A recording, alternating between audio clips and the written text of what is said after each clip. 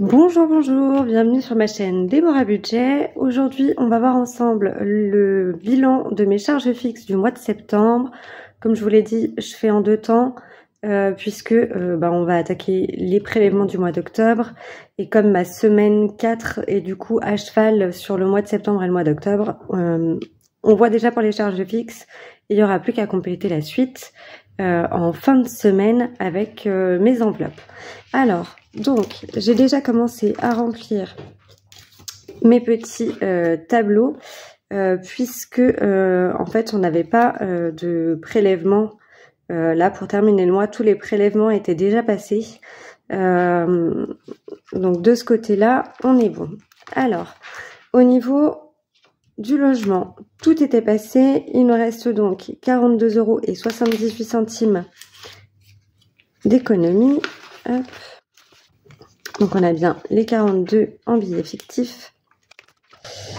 Ensuite, au niveau de la banque, il nous restait techniquement 155,36 € puisque mon crédit n'avait pas été prélevé. Mais comme vous le savez, les 155 € ont été rebasculés dans mon enveloppe banque.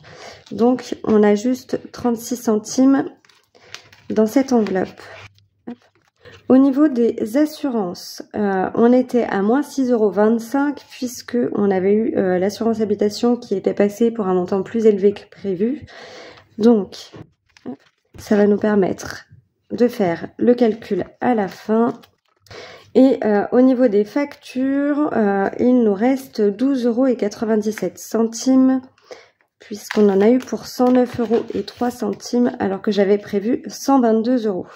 Donc, on a bien les 12 € et les 97 centimes. Hop. Pour le reste, je ne touche pas puisque toute cette partie-là, ce sont mes enveloppes à la semaine. Donc ça, en fait, que ça soit sur un mois ou sur l'autre, ça change pas grand-chose. Là où ça va changer, c'est pour les paiements par carte, puisque comme vous le savez, je note tout sur mon tableau Excel, donc il faudra que je les reporte différemment si je fais des paiements. Donc, on a dit qu'il nous restait ici 40, 50, on a 54 en billets. Ensuite, on a 97 centimes, 36 centimes et 78 centimes. Ce qui nous fait 56,11 €, à quoi je vais retirer les 6,25 €, puisqu'ici on était en négatif. Il est censé me rester 49,86 €. Hop, donc ceci, je retire. Là, je vais modifier. Hop, on aura les 86 centimes et je dois garder seulement 49 €. 7,49 €. Hop, ceci, je les enlève. Sur ces 49 €, ce qu'on va faire, puisque j'ai encore des billets que j'avais mis de côté, c'est-à-dire que j'ai de l'argent sur mon compte courant que j'avais prévu de mettre en épargne, dont 1 €, ce qui nous fait un total de 50 €. Je vais laisser les 86 centimes dans mon enveloppe banque, puisque ce ne sont que des centimes et que je fais pas de virement à virgule. Donc on va les mettre ici. Hop. Donc là, qu'on soit bien d'accord, hein, les billets que je mets ici, en fait, c'est ce que je mets de côté, mais l'argent n'est pas sur le livret A, elle est toujours sur mon compte courant, donc elle reste en attente dans cette petite boîte, en attendant que j'arrive à un minimum de 10 € pour ensuite transférer. Donc ça veut dire que là, j'ai 50 € d'économie. Je vais d'abord noter les 49,86 € ici pour la semaine 4. Je viendrai y ajouter du coup les économies de mes enveloppes. Alors je suis désolée pour le bruit à côté, c'est mon chat qui est dans sa litière. La litière n'est pas très loin et elle aime bien gratter très fort, histoire de bien déranger tout le monde. Je disais donc là on a reporté les 49,86 €. À la fin de la semaine, quand on fera le bilan de mes enveloppes, je rajouterai du coup le montant de mes enveloppes à ce montant-ci pour avoir un total global sur la semaine. Et donc ici, on va donc remettre les 50 € toujours dans mon enveloppe crédit immobilier. Alors, hop, la seule différence, c'est que je vais échanger ces billets contre un billet de 50 pour que ce soit plus simple. Donc, l'échange est fait. On va pouvoir noter ici pour la semaine 4, du coup, puisque ça fera partie des économies de la semaine 4. On rajoute 50 €. On était à 11 580 et ça nous fait donc 11 630 € pour le crédit immobilier. Et voilà. Donc c'est terminé pour la partie charge fixe du mois de septembre. Ce que je vous propose, c'est de passer au prévisionnel d'octobre. Je prends mes petites fiches et je reviens tout de suite. Alors, comme convenu, on va passer sur le prévisionnel d'octobre. Donc pour resituer, j'ai 34 ans, bientôt 35. Je suis maman d'un garçon de 12 ans qui est en classe de 5e, donc au collège. Je gère mon fils à 100%. Je travaille en restauration, donc j'ai des horaires en coupé et je suis en repos le dimanche, lundi. Et donc du coup, au niveau de ma planification, en fait, je fais pas du 1er au 30 ou 31. Je fais en fonction de quand est censé arriver ma paye. Je fonctionne avec des semaines à 4 semaines ou à 5 semaines pour le moment, puisque je pense que ça va bientôt changer. Là, sur le mois d'octobre, on va rester sur un mois à 5 semaines. Si toutefois il y a du changement, je vous redirai, mais pour l'instant, on est bien parti comme ça. Donc, à savoir que au niveau du mois d'octobre, mon mois d'octobre va commencer le 7 octobre et se terminera le 10 novembre. Alors, ça fait un peu tardif, hein, je m'arrête pas au 3 puisque techniquement, on arrête de comptabiliser mes horaires au 31. Donc en gros le premier, on va dire, je suis censée avoir ma fiche de paye si la comptable est assez rapide, au pire le 2, mais même au meilleur des cas, si ça arrive le 1, le temps que mon patron fasse le virement, je l'aurai dans tous les cas pas avant le mardi, donc le 5, et la CAF arrive également le 5. Donc plutôt que de tirer la semaine jusqu'au lundi, voire mardi, parce qu'on sait jamais trop quand est-ce que ça va arriver. Voilà, j'ai choisi de mettre cette semaine-là dans le mois d'octobre. Comme ça, au moins, je suis un peu plus tranquille. Et puis bah, si jamais, on remodifiera un peu à la dernière minute, mais ça devrait bien se passer. Donc, on est sur un mois à 5 semaines. Je me suis notée, puisqu'on a les vacances scolaires, donc ça va forcément impacter mon budget, et les jours fériés, puisque mon fils mange à la cantine 4 midis par semaine. Et donc du coup, bah, en fait, ce que je vais pas dépenser à la cantine, j'aurai forcément à le prévoir au niveau de mes courses. Donc ça va être 2 semaines un peu particulières. Vous verrez, c'est déjà prévu au niveau du budget. Et je me suis noté des petites bulles avec un R dedans. C'est le nombre de repas que mon fils prend à la cantine pour justement voilà, comptabiliser. Là, je sais qu'actuellement, la cantine est payée jusqu'au 17, à moins qu'il loupe un repas, auquel cas ça redécalerait. Mais pour l'instant, la cantine est payée jusqu'au 17. Donc, j'ai fait mes petits calculs pour réapprovisionner le compte de cantine pour le reste du mois et un petit peu plus loin. Donc, j'ai prévu 8 repas, ce qui me revient à 30 € de cantine pour le mois d'octobre. Je me suis noté d'autres petites choses dans ma to-do list. C'est des petites choses qu'il va falloir que je pense par rapport à mon crédit immobilier. Il faut que les choses avancent. Normalement, le dossier est en cours. Donc, j'attends des nouvelles du courtier. Il faut aussi également que je vois par rapport au préavis de mon appartement, puisque normalement, on ne devrait pas trop tarder à le poser. Les cartons, on va commencer un petit peu à remballer tout ça. Je travaille aussi sur le défi de tombola de Noël, enfin version Noël, sur le thème de Noël. Je veux pas que que ce soit un calendrier de l'Avent. C'est voilà, on reste sur la tombola, mais le concept reste un peu le même, avec les petites cartes à côté à gratter. Donc à travailler là-dessus. Et le défi budgéteux, c'est parce que il y a quelques budgéteuses avec qui je discute et pour qui j'aimerais leur envoyer des petites choses et en commander aussi par la même occasion. Donc ça, c'était pour vous montrer comment était décomposé le mois d'octobre et ce que je m'étais noté. Au niveau des salaires, je suis partie sur un salaire à 1510 et la CAF, normalement ce mois-ci et le mois encore prochain, on est à 600 € à peu près d'aide, donc prime d'activité plus une allocation pour mon fils, comme il est à 100% à ma charge, et que officiellement je vis toute seule. Mon compagnon est avec nous de temps en temps, mais voilà, il a encore son chez lui pour l'instant.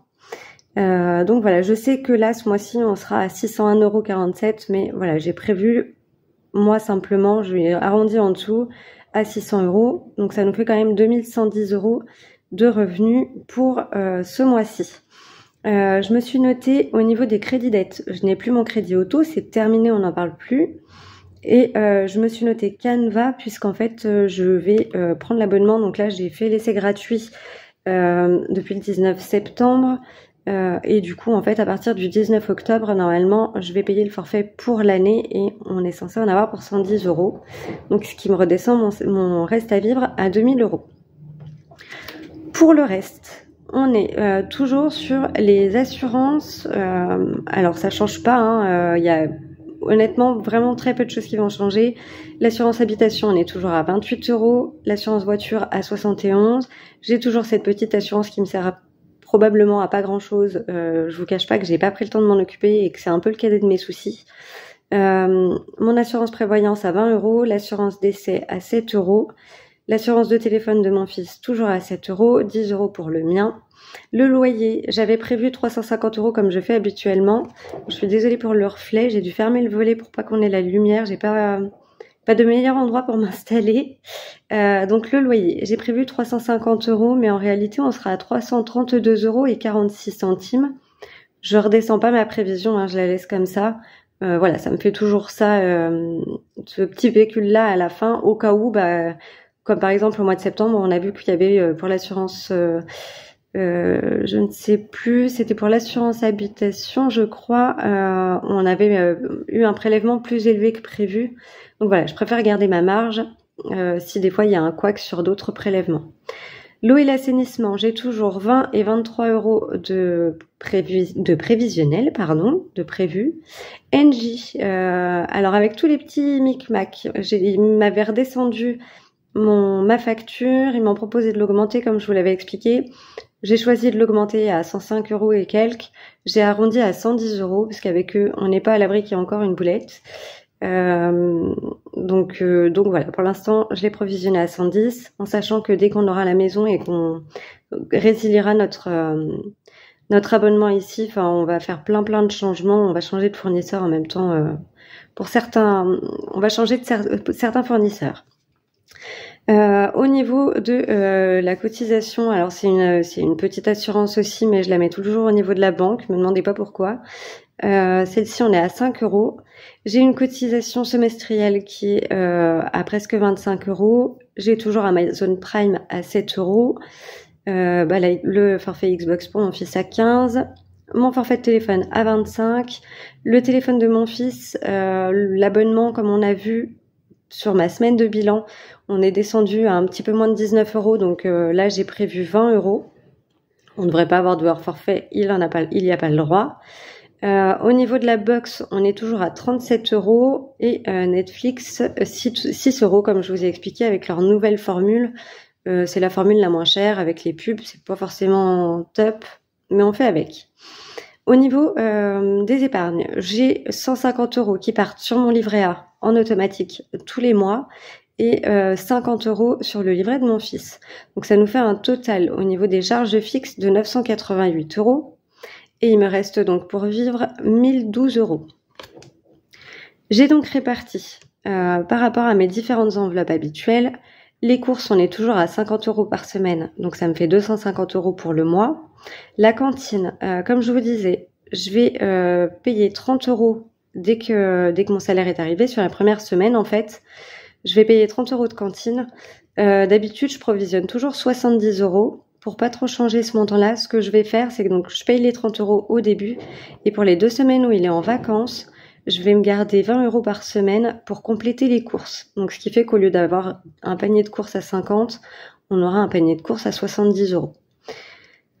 Au niveau du gasoil, j'ai remis 100 €. J'ai pas réparti sur plusieurs semaines, j'ai juste remis 100 €. Là, j'ai toujours pas fait le plein. Je devrais les faire cette semaine, Mais voilà, on sait pas trop comment ça va se passer au mois d'octobre. Est-ce qu'on va avoir des déplacements à faire ou pas? Est-ce qu'on va avoir besoin de retourner à la maison? Est-ce qu'il faudra que j'aille, que je me déplace pour aller voir mon courtier qui habite, dont le poste est à une demi-heure, 3/4 d'heure de chez moi? On sait pas trop, donc voilà. Si on a besoin de faire des allers-retours ou quoi que ce soit, au moins on est tranquille. Au niveau des animaux, on est toujours à 10 € par semaine. Au niveau de mon fils, on est toujours à 10 € d'argent de poche par semaine. La santé, je garde 30 € pour le mois. Pareil pour les petits Doliprane ou pour si on a besoin de prendre des huiles essentielles ou des comprimés, de l'aromathérapie, etc. Ensuite, au niveau des loisirs, on passe à 20 € par semaine. Comme vous le voyez, j'ai pas mis 40 € sur la première semaine. L'objectif, c'est de rester à 100 € sur le mois. Donc là, du coup, comme on est en 5 semaines, on a 20 € par semaine. Je n'ai rien mis dans le sport, je n'ai rien mis dans beauté. Je pense que les 30 € du mois de septembre, s'ils ne sont pas utilisés pour le coiffeur, je les garderai du coup sur le mois d'octobre. Plutôt que de les mettre en épargne, parce que les cheveux de mon fils poussent beaucoup. Pour l'instant, tout va bien, mais je sais pas quand est-ce qu'il va décider qu'on aille chez la coiffeuse pour qu'il les coupe. Donc plutôt que de reprogrammer sur un nouveau mois, je vais garder les 30 € que j'avais jusqu'à ce qu'ils soient utilisés. Alors ça va fausser un peu au niveau des épargnes, mais on va bien s'arranger dans les calculs. Voilà, c'est aussi ça l'avantage de cette méthode, c'est qu'on peut toujours réussir à équilibrer et à modifier ce qu'on a besoin de modifier. Au niveau du divers, on est pareil, à 20 € par semaine, on est toujours sur 100 € par mois. Pareil, loisirs et divers, on va faire comme pour le mois de septembre, c'est-à-dire que si je n'utilise pas les 20 €, ce qui m'étonnerait fortement, je les garderai pour la semaine suivante, pour la cumuler avec les 20 € de la semaine suivante, et ainsi de suite. Au niveau des retraits que je me suis noté, en fait, donc ça, c'est pas comptabilisé puisque le tout cumulé de mes enveloppes, on est à 750 € pour le mois.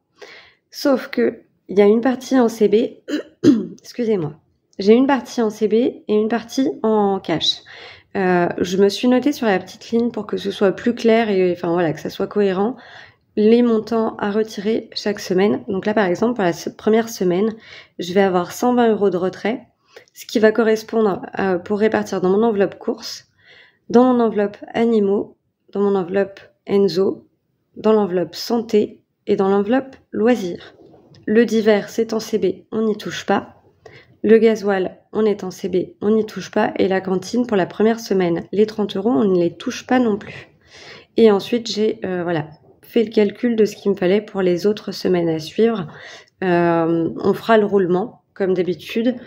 Je reprendrai ce que j'ai mis en épargne la semaine précédente pour pouvoir éviter de les retirer là. Et ce que je n'aurais pas retiré, que j'avais déjà à la maison, je ferai le même montant en virement vers mon livret A pour que ça retourne dans les épargnes.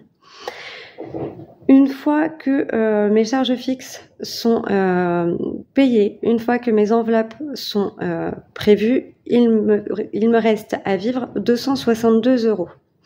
Je ne vais pas garder les 262 € sur le compte.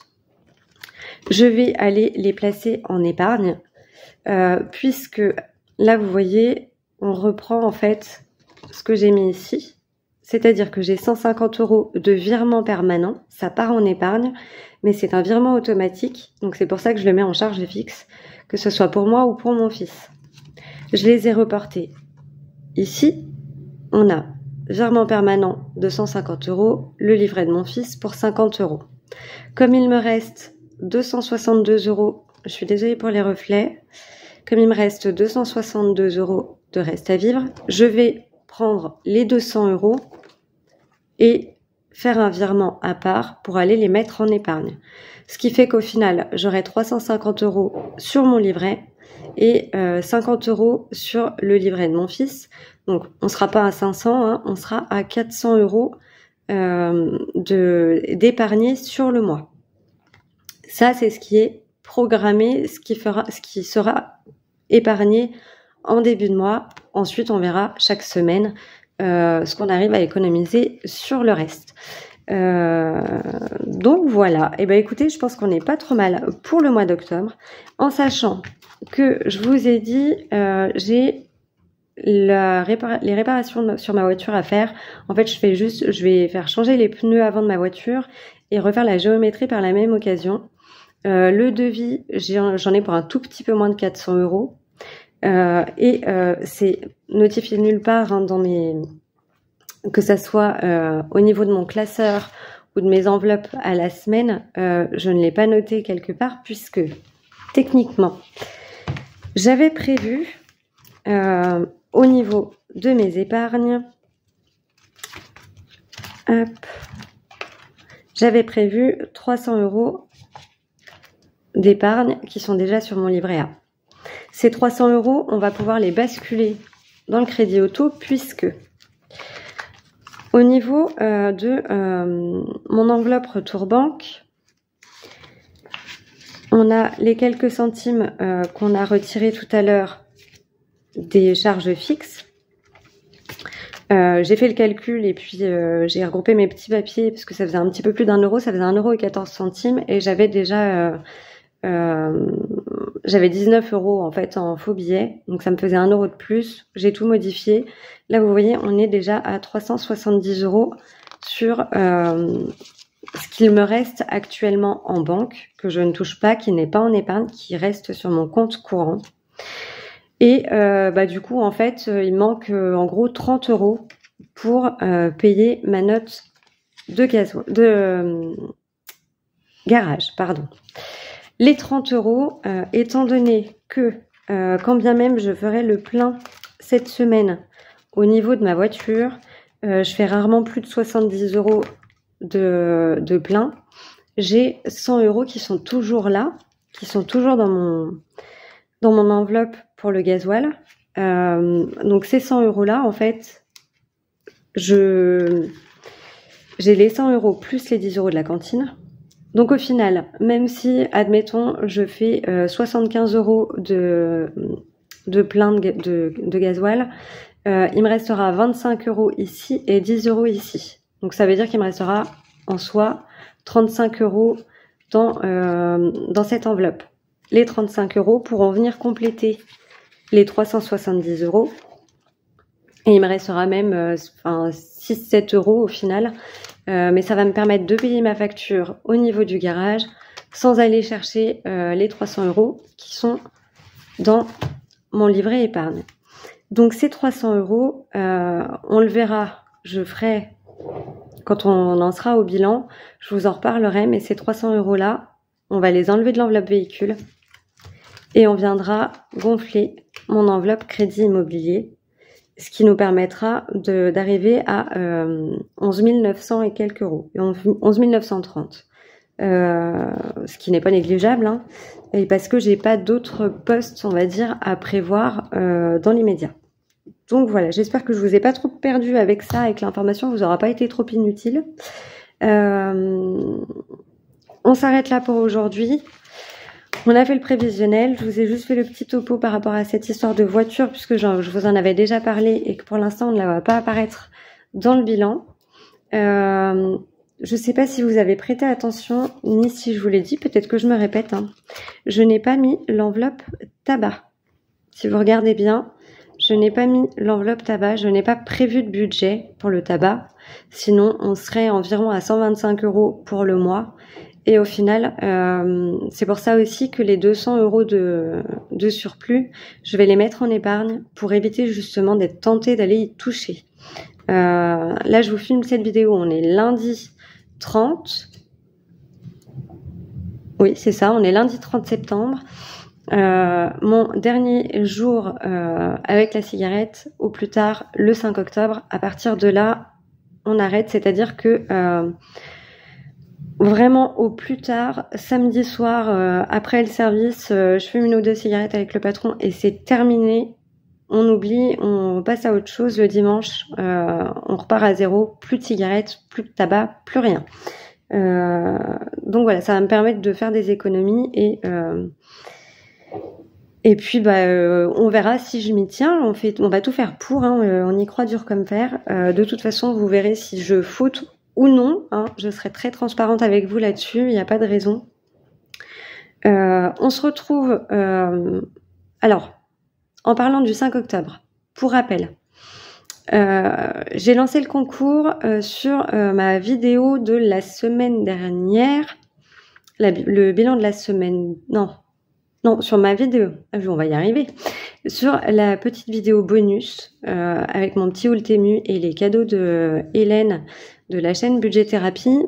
J'ai lancé un concours, on a dépassé les 100 abonnés. N'hésitez pas à vous abonner, à liker, à vous rendre sur cette vidéo. Je vous mettrai le lien. Je vais voir comme si j'y arrive parce que je suis pas très douée encore pour tous les montages, etc.